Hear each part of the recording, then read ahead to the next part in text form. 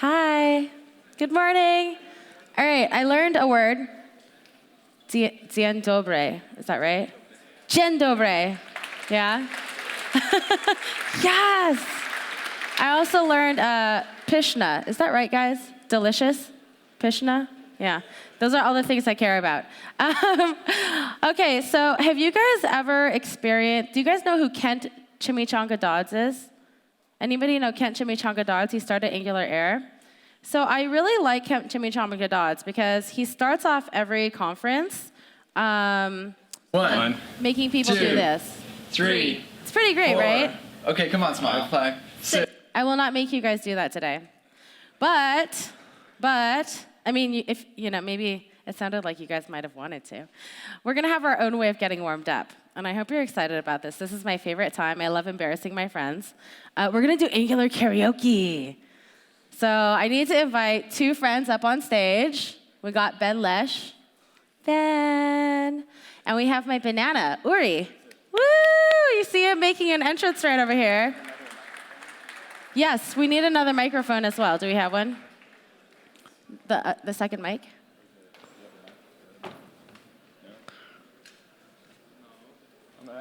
Oh, man. Are you going to sing? I'll just have to sing into your face. That'll be so awkward.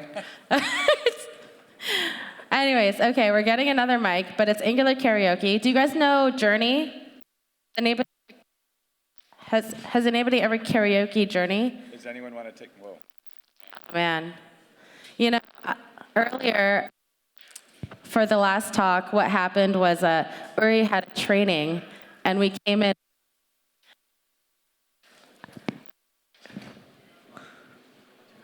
Oh, no. Okay. I actually feel bad for the people who were at his training. How did we do during your singing? What are you doing, by the way? I'm actually not Uri. I'm animated GIF. Animated GIF. All right. That works. Okay, we're going to start singing. I think we're just going to say forget it. Yes. So here, you guys can actually sing along if you want. I'm going to go ahead and start Journey. It's going to be awkward. All right. That's okay. All right. What's happening here? You guys can sing along.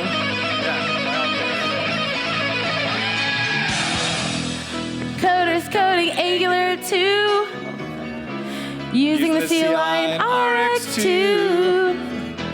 Trying to get their call stacks right. It goes on and on and on and on. Strangers coding up and down the boulevard. Their webpack building in the night. Website, mobile, server-side rendering, universal. That's the end of this song. Woo! Give them a round of applause, guys.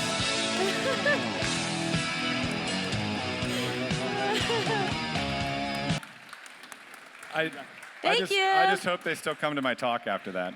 Come to Ben's talk. I promise you, he actually is better at talking than singing. You were great, Ben. Thanks, Tracy. All right, well, anyways, I hope you guys are warmed up now. Got a little excitement in the room. Ready to learn some Angular 2, Angular-CLI? Woo! I am. So I saw a few of you guys raise your hands for how many of you guys are actually using Angular 2. Not that many people. Angular-CLI, it seems like a few of you guys have actually played around with that as well. Well, my name's Tracy. You can find me on Twitter, LadyLeet, or on GitHub. I have a few example repos on there. I do something called Modern Web. So if you guys are interested in learning about JavaScript, we have a podcast. We have a lot of amazing videos. Check it out.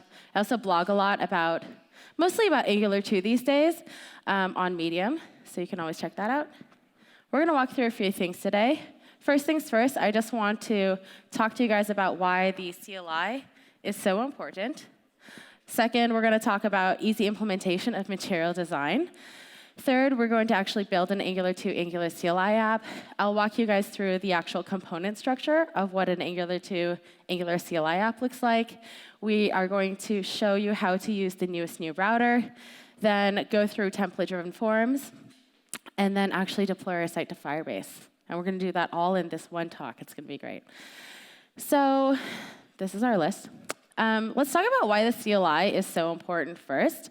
I asked on Twitter, how long without a CLI does it take for you to set up your dev environment?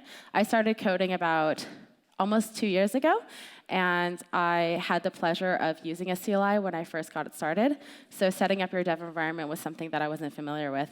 So my friend Matt Zabriskie, he said, iterm, macvim, git, npm, node, .files to set up his project. But then for a dev environment, he uses React, Webpack, Babel, Karma, and Mocha.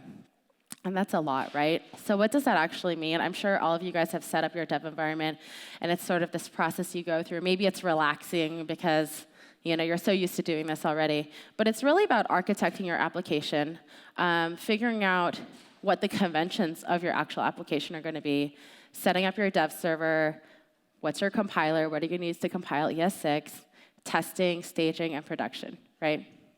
That's a lot. That's a lot that I've actually never had to do, and this is one of the beauties of Angular CLI. It actually does it all for you. So from an architecture perspective, the app structure is the same for every single application. I love that. Convention-wise, it follows community conventions so that you don't have to spend the mental overhead of trying to figure out what you want to do. Compiler for ES6, that's what TypeScript does for you. Then you have a dev server. It comes right out of the box for you. No configuration. Testing creates tests for you, and then staging and production is all out of the box as well. Another list of really short, awesome things that the CLI does: tree shaking, route generation is coming, component generation, model generation, tests, SaaS-less support, and setting up your package.json. It's all there. So this is why the CLI is so important. A lot of people sort of think about the CLI as just a file generator, but there's actually so much more that the CLI can actually do for you. Now, I want to go ahead and build an app. This is my favorite part. We're going to prototype the NG Cruise site. So this is a cruise conference, the first Angular cruise conference I'm hosting in May. If you guys want to come to the Bahamas, just go to ngcruise.com. We are going to walk through how to create an Angular CLI Angular 2 app, configure materialize CSS, look at the app structure, talk about creating components, using the router, template-driven forms, and actually deploy to Firebase. So first things first, creating an Angular 2 Angular CLI app is really easy. All you need to do is npm install globally Angular CLI, and then you ng new scaffolds up an app for you. NGS is ng-serve, and it'll serve up on your local host.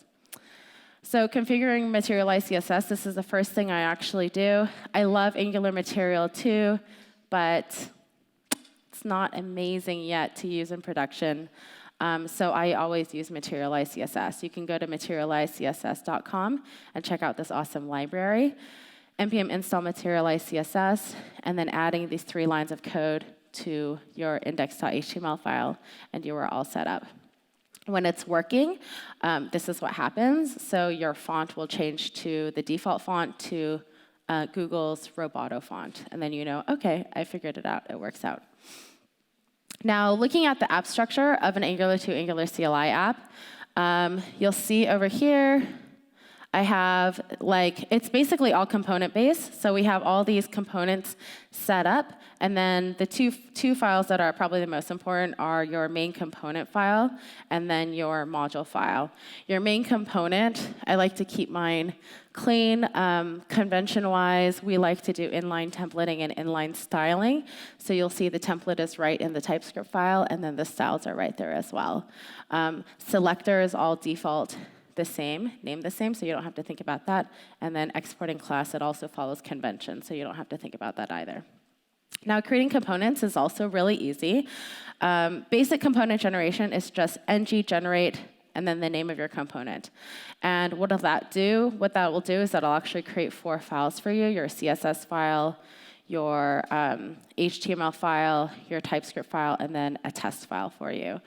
If you want to figure out shortcuts and configurations, you just do ng-help, and then it'll give you a list of the things you can actually do with the CLI. What I like to do when I generate components is I like to use the shorthand ng-gc-is is for inline styling, and then -it is for inline templating, and then --no-spec actually doesn't create the test file for you. So there's a lot of ways you can play with the CLI to make it work for what you need. Now we're going to get into the exciting part, which I like, which is live coding on stage. I love it. OK, so I have my local host here. This is serving on port 4200. If I go in here, I've actually already created an example. Can you guys see that? Well, we're going to have to YOLO. OK, so I've already created a little starter app on GitHub. And if I just do ng-serve or ngs, you'll see that Webpack will go ahead and build. And then it'll go ahead and show up on my local host right here.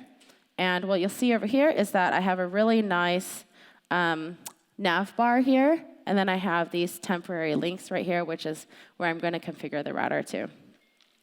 So going back, I'm going to go ahead and open Atom. And what you'll see in Atom is you'll see the main app component, which is right here. And again, I'm rendering the nav bar, which you see right here. I've already created a few different components, like the nav bar component. I've created a speaker card component, a speakers component. Anytime you create a component, basically all the imports and configuration goes in your module file now. So this module file is pretty important. What you'll see here is all the different components that I actually have in my app are right here. So I'm importing them. And then I'm going ahead and declaring them right here. So it's kind of what a general Angular 2 Angular-CLI app looks like. One important thing to note is that with the newest new router, basically to use the router, all you need to do is generate components, and the components are routable. So in our routing file that we'll create in just a second, we just need to say, like, OK, I'm going to route to XYZ components. I already have, so you'll see over here, I have 3 links that I want to link to. I want to link to an About page. I want to link to a speakers page to show you guys the speakers. And then I want to go ahead and link to a sponsor page. And with the sponsor page, what we'll do is we'll actually create a form so that people can request. So as you can see over here, I've already created a speakers component, and I've created an About component, which are the 2 different routes I'll be using. And I'm going to go ahead and do ng-generate component, inline styling, inline templating, no test file, and we're going to call this sponsor component. And what the CLI will do for me is the CLI will just create, if you can see over here, it just created 1 file for me. And if I go over here and I go find my sponsor, you'll see that it's just set up a simple selector with inline templating and the inline styling. Now, just to give you guys an idea of if you just do ng-generate component, let's say, and you would just, let's call it test, and I didn't do the inline styling, the inline templating, it actually created 4 files for me, just like I said, CSS, HTML, TypeScript, and then the test file. And you'll see they're all nested under here. So whatever floats your boat, you can use. OK, so now that I've created the sponsor component, I need to go ahead and configure my module file. So I'll go ahead and do that. And this is called sponsor, and then this is the sponsor component. I really love Angular 2, especially with the CLI, because it just makes everything really easy to do. So I went ahead and declared that component. Now that I have the 3 components I want to go ahead and route to, I'm going to go into my main app folder, and I'm just going to create a new file, app.routing.ts, which is the convention. And in order to configure this, it's pretty basic and easy. All we need to do is, Over here, we're importing from Angular core module with providers. We're also importing from the routes and router module. And then just like I said, we have the 3 components we want to route to. So I'm going ahead and importing that into this file right here. Over here, I'm going to go ahead and define my paths. So I want a default path, and I'm going to route it to the component, and I'm going to use the about component. And then I'm going to go ahead and do that for all the other ones. So I'm going to have a path called about, of course. And we're going to have one called speakers for the speakers page. Speakers. And then I need one last one, and I'm going to call that one sponsor. It was sponsor component.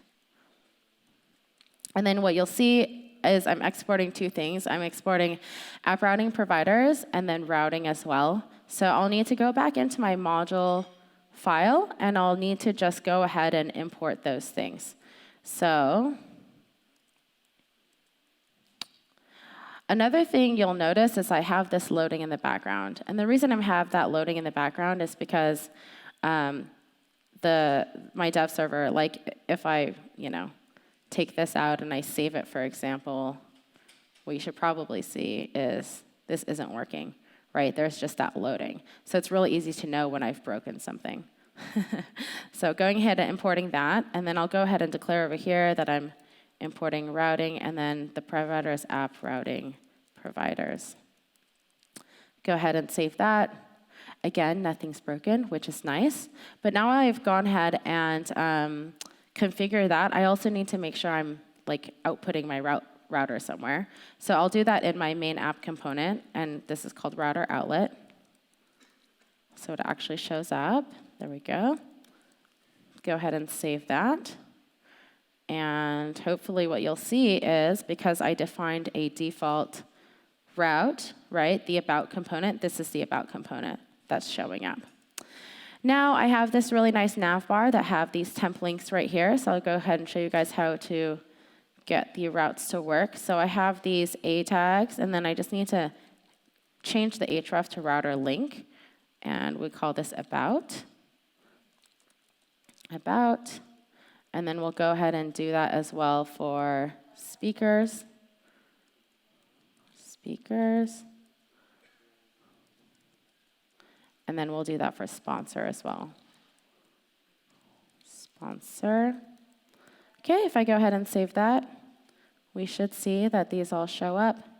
And you'll see that on the top, the URL is changing to speaker, sponsor, and about. And over here, the components, I haven't done anything with it, but when you generate a component with the CLI, you have this default text that says speaker works and then sponsor works, which is nice. Okay, so that works out. So that's how you use the router. And now what I'm going to do is I'm going to show you guys how to use, it's really easy to use template directives like ng4, for example, similar to ng-repeat in Angular 1 to iterate over data and display data in your app. So I want to show you guys the speakers, obviously. I've already created a speaker card, which is this really nice material design card, which is going to basically have all the speakers on it. First things first, what I want to do in my speakers route is I want to just get some nice, get a nice header in there and everything. So if I go back over here and go into my template, go ahead and save that. And what you'll see over here is you'll see a really nice header that says meet the speakers. The other thing I want to do, there it is, meet the speakers. The other thing I want to do is I want to go ahead and render out that card that I'm going to be displaying the speakers on. So it's app, speaker, card. And again, it's nice because anytime anybody opens my application, because I'm using the CLI and because there are these conventions, I don't have to think about it, right? Like I don't have to think about what did somebody call their selector and spend the time to process that and memorize it for the different applications. So I have app speaker card, and if I go ahead and save that, you'll see that one card has been rendered out onto the screen. Now what I want to do is I want to make the speakers show up on that. So I've already created in my assets folder pictures of the different speakers right here. And I'm going to go ahead and go into the speaker card. I need to go ahead and define my model. So I'm just going to create an array of speakers, which I've already done over here.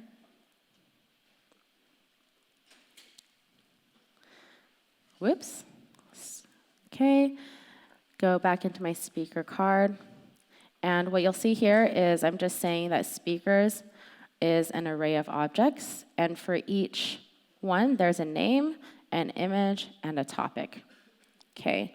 Now what I can do is I can use ng4, let speaker, which is my local variable, and then speaker of speakers. And if I go ahead and save that, what you should see here is you should see a bunch of speaker cards popping up. OK, so it's working. And now what I need to do is just go ahead and get my data to show up. So this is assets / speaker / and then it was speaker.image.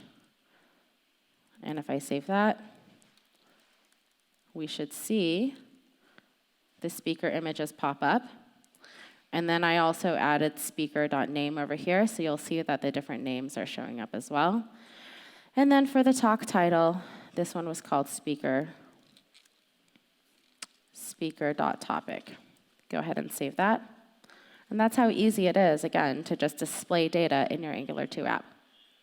So the team over the Angular team has worked really hard on the Forms API. So we should be using the Forms API. It's really great. I have the sponsor component that I haven't actually configured yet. So I'm going to go ahead and go into the sponsor, my sponsor component right here. And I'm going to do the same thing. I'm going to add some styling over here. Now, Materialize CSS has a really nice form, a really nice default form. So I'm going to go ahead and use that. Just stick it in. And then we're going to go ahead and turn that into, oops, oh my gosh, close my, whoops. Let's open that again. So as you can see, I just copy pasted this really nice Materialize CSS form.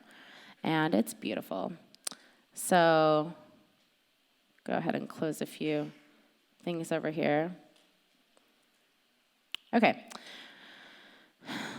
Now, I need to create a model so that people can actually submit data. So you can do that with the CLI. And all I'm going to do, I'm going to create like a nested file. It's ng-generate class.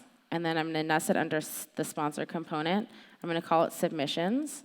And it's a model. So this is going to generate 2 files for me. It's going to generate the test file. And then it's going to generate the TypeScript file. And then as you can see over here, and under sponsor, I have submissions nested under here, which is just default stuff. So I need to go ahead and say that I have 3 pieces of data. I have first name, last name, and email. And those are all going to be strings. So I just need to say string. Last name is string. And email is going to be a string. Go ahead and save that. Go back into my sponsor component. And save it. And then I'm just going to go ahead and give these defaults. So I'm going to call it submissions. And then you just see that first name, last name, and email are empty strings right here. Now that I have that all set up, I want to turn my form into an actual Angular form. So that's pretty basic as well. You'll see that there is a form tag right here. And it's nothing crazy, but I'll show you what I'm doing. So I'm going ahead and creating a local variable. And I'm saying my local variable for my form is ng-form. And then I'm creating an ng-submit. And it's just going to say submit form and pass in my form. So I just want to show you guys how I did that instead of just copy pasting. OK, there we go. So now this is an Angular form. The last thing I need to do, you'll see I have 3 inputs right here. And I need to turn those into Angular inputs. So I'll do the first one for this, and we'll go ahead and go here. So for this input first name, it's two things. So one thing I need to do is ng model, and then submissions dot whatever it is, first name, last name, or my email. And then for each input, you need a name. So because there's already an ID here called first underscore name, I'm just going to keep it the same and call the name first underscore name. But you can name it whatever you want. I'm going to do that for the last name as well, ng model equals submissions dot last name. Name equals last name. And then I need to go ahead and do that as well for this input, which is my last input, which is going to be the email. ng model, whoops, equals submissions dot email. And then the name is going to be email. Go ahead and save that.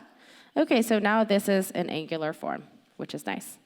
Everything works. Okay, so after somebody submits something on here, I want something to actually show up to say like, hey, thanks for submitting. So I have some nice default text here, and all it's going to say, I'm going to go ahead and paste that into this, and we're going to use another template directive, but I'm going to use ngIf. And if we go ahead and save that, you'll see, hi, first name, thanks for wanting to sponsor NG Cruise. To confirm your email is XYZ. So now that I have that all set up, I need to actually create a function that does something. So we're going to go ahead and add this over here. Whoops. OK. Now that I have a function over here, I can just go ahead and say ngIf equals results. And if I go ahead and save that, you'll see it disappear, obviously. And then this is going to be results dot first name. Save that, and then I'm going to add it over here as well. Results dot first name. This should be results dot last name. Results dot last name. And then we have results dot email over here. And if I have Ben submit something, Ben at, let's see, oops, ben@ben.com,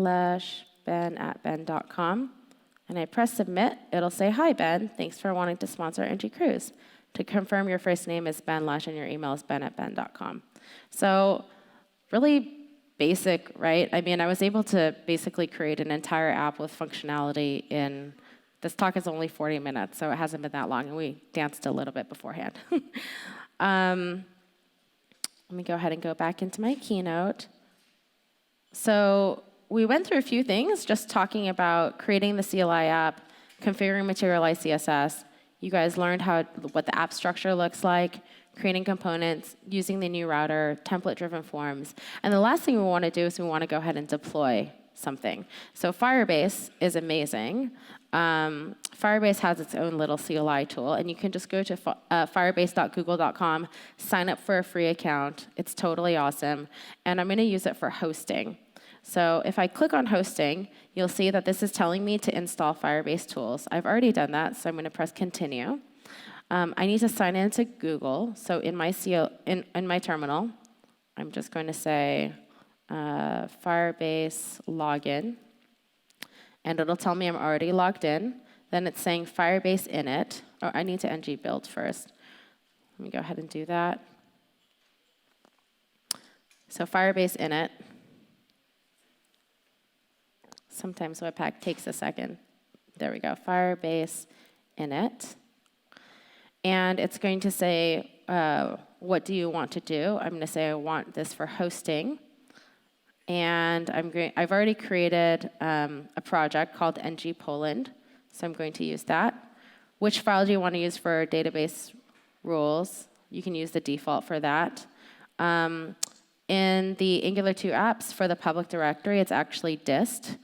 And I want to configure this as a single-page application. No, I don't want to override the dist file. So the Firebase initialization is complete, and then I just go Firebase deploy. And if I do that, and I press finish over here, what you should see is it running. This gets me so, oh, do you see how fast it's going? Yay, okay. So it should be deployed already. Then if I go ahead and visit this URL, which you guys can actually do, ng Poland, then you'll see that my app is on the internet. Oh my God.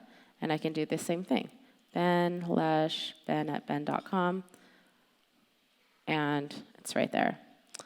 So it's pretty magical, right? I think it is. Let's see. That's basically it. You can find me on GitHub again or on Twitter, Lady Leet. If you have any questions, I'm happy to point you to whoever you need to talk to or help myself. And also modern-web.org. So thank you again for listening.